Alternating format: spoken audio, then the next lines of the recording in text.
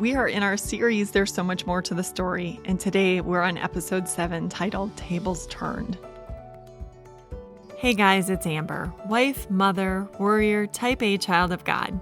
Here at Little Things, we examine everyday issues from a biblical perspective with one simple goal: to know and love God more.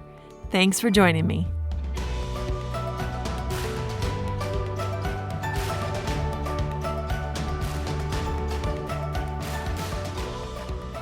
When we left Esther, she was preparing to go to the king. And I love how the People's Bible opens Esther chapter 5. They said after she had prepared herself spiritually with fasting and prayer, Esther prepared herself physically for her encounter with the king. This is a place where we need to stop and really think about these words. How many problems could we avoid, or at least not make worse, if we did likewise?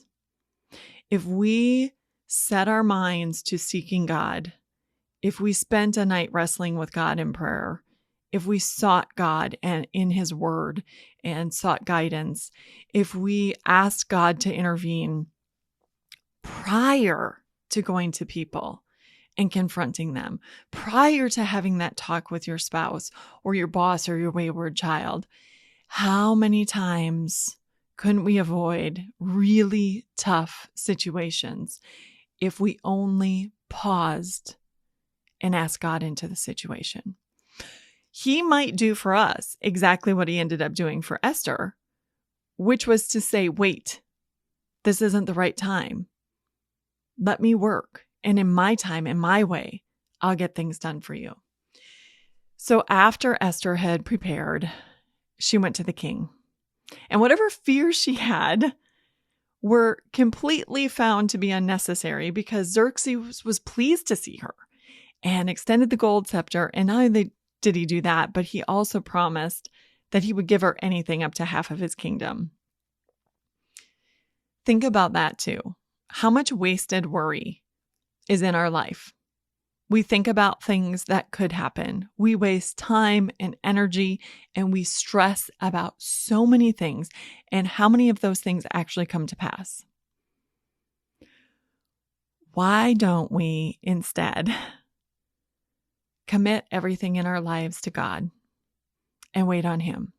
You know, if the diagnosis comes, then okay, we will deal with it. Or if the worst case scenario happens, then we'll have to try something else. But why waste our time on things that may not even happen? I think this is a huge tool of the devil. He loves to sidetrack us and loves to make us think, oh, this will happen or this will happen. And if this happens, oh my goodness, this is going to be the worst case scenario. Where all throughout the Bible, Jesus keeps telling us, as He told His disciples, do not fear. Be strong and courageous. Just put your trust in God. So Esther told the king, you know, I've prepared a banquet for you and Haman. Now, why a banquet? Well, J. Sindel Baxter in his book, Explore the Book, said this: by such a banquet as she knew the king loved, she would make the more sure of his favor, and at the same time ensure the presence of Haman himself when she exposed his wicked plot. Haman would thus be tongue-tied. He would not be able to deny the truth of the accusation, nor would he dare to contradict the queen in the very presence of the king, nor would he get any opportunity of misrepresenting the matter to the king in the queen's absence. So Baxter said that this whole idea of having a banquet was actually genius. She knew the king loved his banquets, and it would give her an opportunity to have the king's attention completely without Haman undermining her or saying, no, that's not true. So she invited him to a banquet. But while she was there, the king said to her, Esther, what's troubling you? What do you want? I'll give you anything up to half my kingdom. And she said, come to a banquet tomorrow and I'll answer you then. Now, why did she stall? Why did she wait? Why didn't she say anything at that first banquet? We can only give the credit to God. We don't know what Esther was thinking. We don't know what was transpiring in her thoughts or in her soul, if she just had a feeling that things weren't right, if something was happening at the banquet that she thought, this isn't the right time. We have no idea because we weren't given any clues. And maybe she didn't even know. Maybe she thought that she just lost courage. Maybe she went home from that first banquet saying, I'm such a fool. Why couldn't I get the courage up? God, give me the courage tomorrow and I won't disappoint you and I won't let my people down. We don't know what was going on. But what we do know is that God was at work in a masterful way. So Haman left on top of the world, just full of absolute glee, right until he saw Mordecai. Mordecai, there he was at the king's gate, and he refused to bow to Haman. And so Haman went home, called his friends, and he boasted about how he dined with the king and Esther and how great it was, but he was annoyed because Mordecai didn't bow. Now, two things. First of all, we see that Haman, had he had social media, would have plastered his feed with pictures of the king, right? He would have been all about making sure that everybody knew that he had met with important people and he was all it. I just want to say, be the kind of person that doesn't kiss and tell. That's what I call it anyway. A lot of people post pictures every time they meet with anybody. I meet with a lot of people all the time and have, coffee with them or whatever. Some are people in high places and some are just friends. But I make a point to not post things on social media because what exactly is the point? Do you want people to be thinking that you're bigger or better than you are? Or to think that you're somehow important because of who you meet and what you do? I mean, think of Jesus meeting Nicodemus that night. These conversations matter. I want my friends to know that they're safe with me, that I'm not going to be telling everybody, oh, I had coffee with so-and-so and this is what we talked about. And can you believe it? No, that's not important to me. The friendship is important to me. Now, there was one situation that I absolutely insisted that we put something on social media. And that was when I met last fall with the Time of Grace CEO, Matt Trotter. So he was going through town and we were just meeting at Panera to have a meeting. And two people from church, women. One was a woman and one was actually one of the teens that I teach, were there. And they just, different times just came and said, hey, Amber, how you doing? Whatever. And I said to him, we are posting a picture on social media and letting people know that we were here for a business meeting so that my people in my church and my teens don't think that I was out on a date with another guy. Totally different thing. So we did post the picture. Matt was very, very good about, being all okay about that. But in general, I'm just saying, just go and have the time with people, whether it's your family or your friends or the people from your church or whatever. And don't feel a need to make sure that everybody knows what you've done. So John Piper talks a lot about pride. He talked specifically about pride in the Corinthian church, which was really a neat little thing for me to read. I guess I hadn't even noticed it before. But 1st and 2nd Corinthians both, they talk a lot about pride. Paul, the Apostle Paul, who wrote these books, addresses and confronts pride. And you see just how much Paul talked about how pride should have no part in a believer's life. That it doesn't matter who sows the seeds. It doesn't matter who waters the seeds. And if we're going to boast about anything, just boast about how good God is. But Haman wasn't a believer. Haman was all about the pride and all about the arrogance. And pride is completely from the devil. That was Satan's sin. That's what Satan still works on. That's his motivation. He opposed God and wanted to be his equal. And so he set himself up against God. So Haman was aligning himself with Satan, and he was oozing with pride. He just thought he was all this. Now, one of the things I want us to think about is how annoyed Haman was by the fact that he had seen Mordecai. Okay, so just think about this. He had just had this banquet with the king and the queen. He went home to friends. He had a family. He had quite the house. He had all kinds of wealth.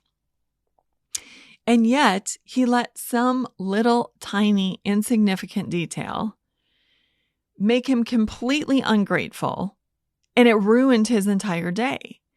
Now, how often don't we do the same thing? Look at where you live. Do you have a roof over your head? Do you have your own apartment or your own house? Are you safe? Do you have cupboards of food? Do you have more than one set of clothes? Do you have a car? Do you have a job? Do you have money in the bank? Do you have a spouse, children, people who love you? Are you able to move your legs and your arms? Are you able to walk? Do you have health? Or if you don't, have you had health in the past? Has God been gracious to you? Has he provided for you? Have you had good health care? How often do we overlook the abundant goodness of God to grumble and complain about insignificant details? Stop. Satan wants us to ignore all of God's blessings and just dwell on something so minor. Stop. Be grateful.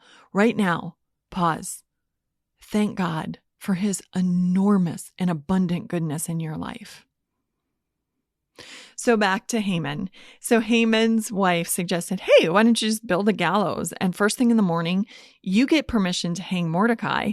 And then you can go to the second banquet and celebrate, knowing that you won't have to deal with with Mordecai ever again. And that sounded good to Haman. Why wouldn't it? He wanted to destroy all the Jews because one man wouldn't bow down to him. Why wouldn't he build a gallows? Why wouldn't he think, why don't I just kill the guy? That will be the end of all my problems. So he put the order in and a gallows was built.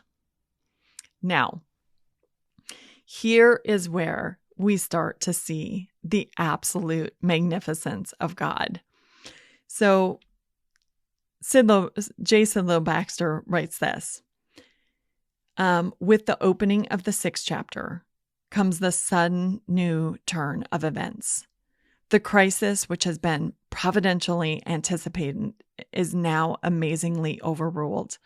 With consummate skill, he that sitteth on the heavens turns the tables on the wicked and delivers his own people.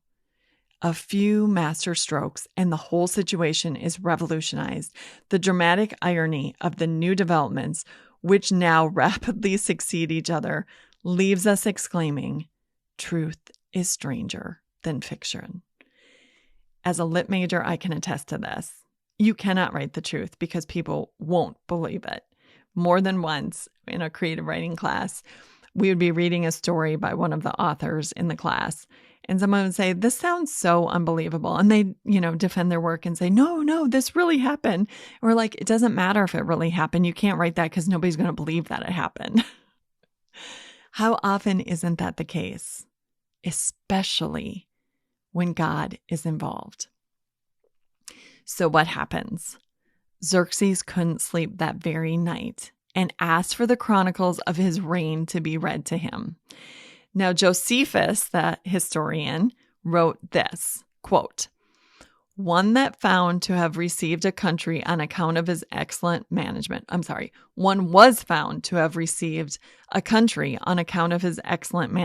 on a certain occasion. Another was found to have a present made him on account of his faithfulness. Then the scribe came to Bigthana and Teresh, the eunuchs that had made a conspiracy against the king, which Mordecai had discovered.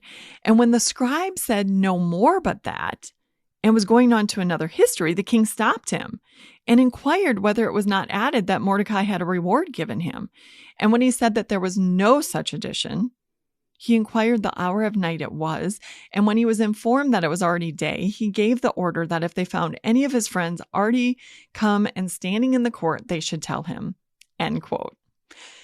Now, Haman had gotten up early and went to the king to ask to have Mordecai hanged. So he was brought in. And Xerxes asked him, what should be done for the man the king delights to honor?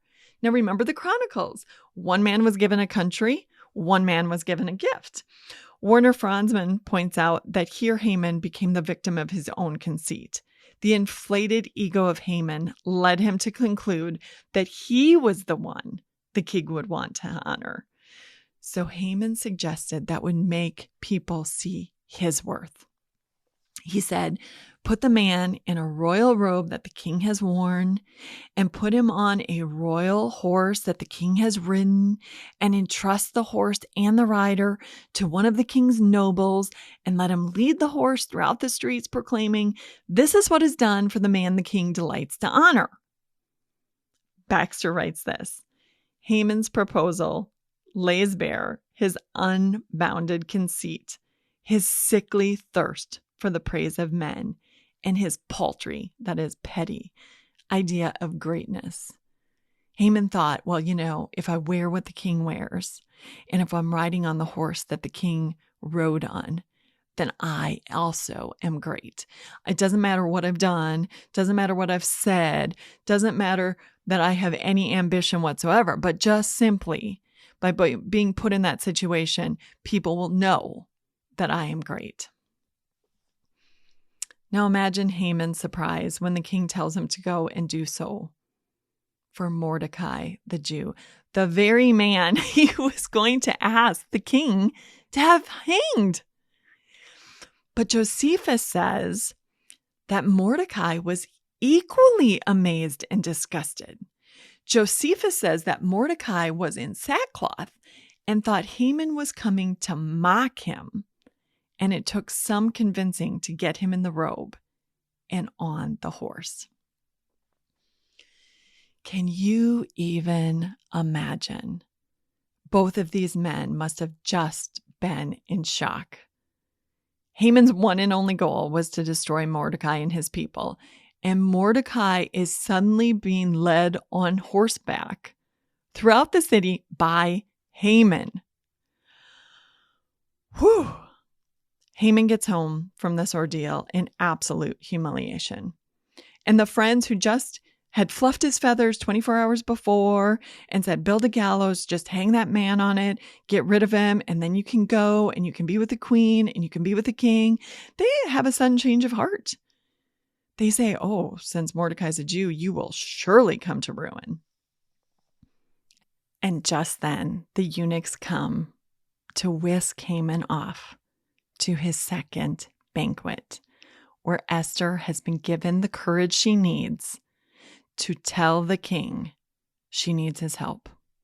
She and her people were sold for destruction. Now, the People's Bible mentions that her statement, if we had merely been sold as slaves, may actually, according to the footnote in the NIV translation, be translated that the loss of service that the king would suffer if these people were destroyed would be greater than the gain of money that was promised to him. So what she was saying is, listen, if you lose these people in your kingdom, you are going to be at a great loss. It's going to hurt you. Yeah, you might get money in your treasury, but you will lose the service of these people who are working on your behalf. Her entire speech, go read it, was just so respectful and diplomatic and made sure that the king understood that she was looking out for him as well as herself. Well, Xerxes had no idea what was going on. He said, who dared to do this? And Esther said, this vile man, Haman. So the king gets up in a rage and he goes to the gardens, and the People's Bible says this: Haman knew his only hope was to have Esther intercede for him. If we did not know better, we would think it was terribly bad luck that Haman fell on the queen at the very moment the king returned to the banquet hall. But by now we recognize the ruling hand of God, who directs all things, so they turn out for the good of his people. He walks in to find Haman falling on top of his wife.